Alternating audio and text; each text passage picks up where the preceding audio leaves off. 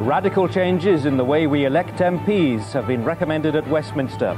Lord Jenkins said his proposals would be fairer, but Labour and the Conservatives are divided. Ron Davies has withdrawn as Labour's candidate to lead the new Welsh Assembly. South Africa's apartheid system was a crime against humanity, but Archbishop Tutu says the ANC was guilty too. And blasting off again at the age of 77, the shuttle takes John Glenn back into space.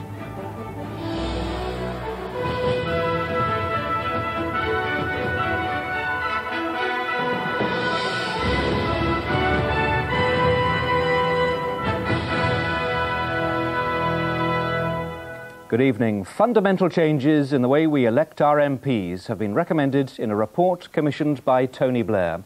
The new system suggested by the Liberal Democrat peer Lord Jenkins would be much fairer, according to its author, resulting in a much closer tie-up between votes cast and the number of seats each party would have in the House.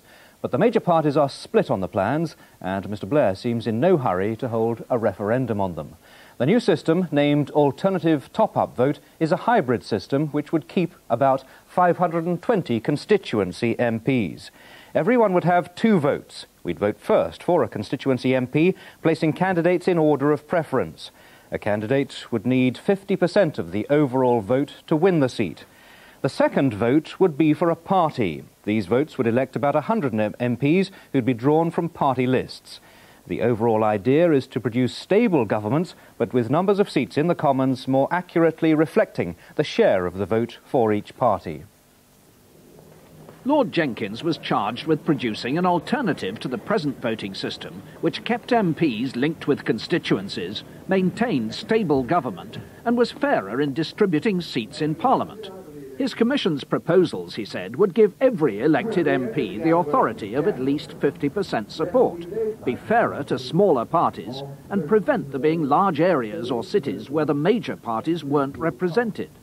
Electoral deserts, such as those of today for the Conservative Party in Scotland, in Wales, and in all the great provincial cities of England, and for Labour in the southern counties throughout the 1980s, would be a thing of the past, and everyone's vote would count.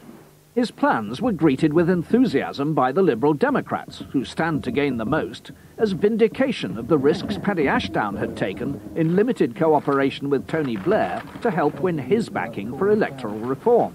For the first time ever, the people of this country have the opportunity to break out of the prison of first past the post, to have an electoral system which is based on greater choice for the voter and which is going to be fairer, which gives them more power over politicians. The Prime Minister seemed to be warming, calling the report a well-argued case, but ministers cast doubt on whether the promised referendum on the Jenkins plans would take place in this Parliament. It may not. That remains to be seen. And that's because the particular recommendation from the Jenkins Commission is much more complicated than any we anticipated. And Lord Jenkins himself has accepted that it would not be possible to put it in practice until the election after next. It's Mr Blair who's got the problems now. He's tempted by electoral changes which could see Labour and the Lib Dems working together, winning the lion's share of elections in the next century. But with 100+ Labour MPs lining up to back the existing system, both his cabinet and his party are split on voting reform.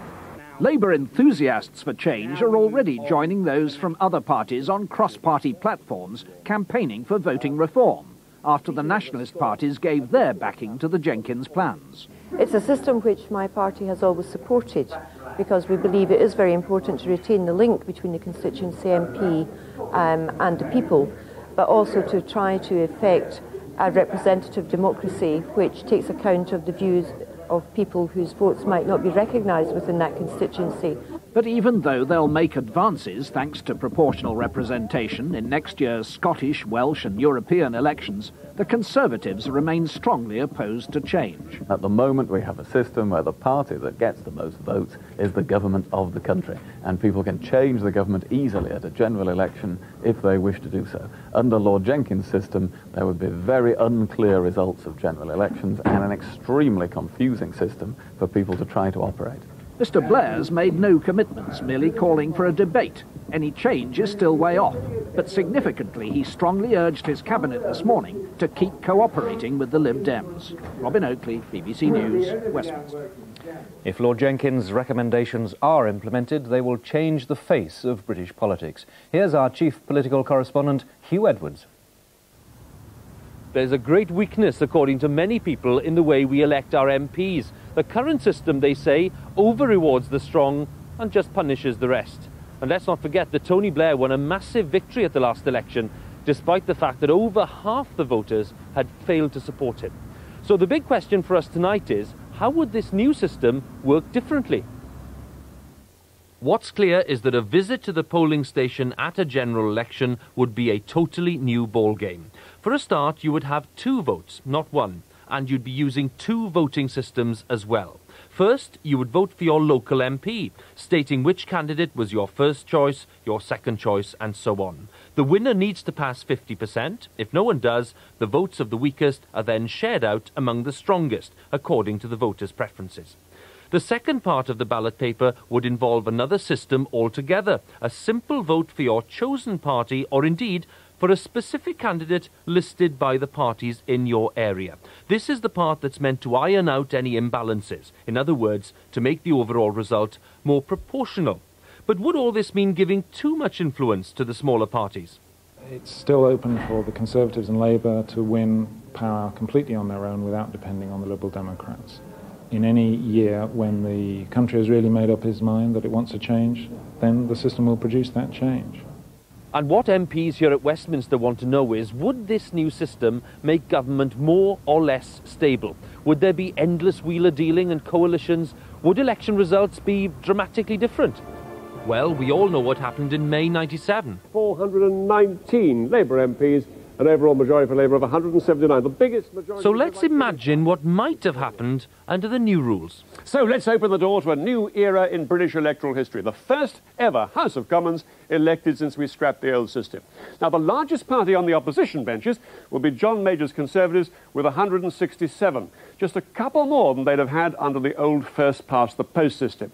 Next to them, Paddy Ashton's Liberal Democrats on 92 seats, twice as many as they'd have won under the old system today. They're the biggest gainers from the new system. And on the others, a lot more Scottish nationalists. They've done well too. And now, over to the...